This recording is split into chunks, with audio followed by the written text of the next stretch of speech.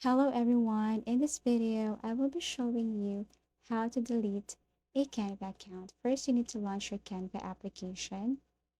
Now once you're logged in into your Canva account, go to the three vertical lines here, and then once you're here, tap the first one, the site sample, and then here you need to click account settings.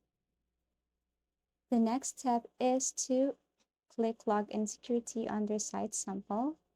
And as you can see here, we have three options: login, security, and delete your account. So all you have to do is to go to this third one, click delete account, and they will ask you, are you sure you want to delete your account? Now, if you're sure, they will not ask for your password, but they need you to type the word delete here on this box. Now, once done, all you have to do is to tap the red one that says delete account. As easy as that.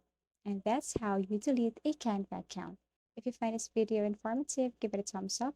See you again in our next video tutorials.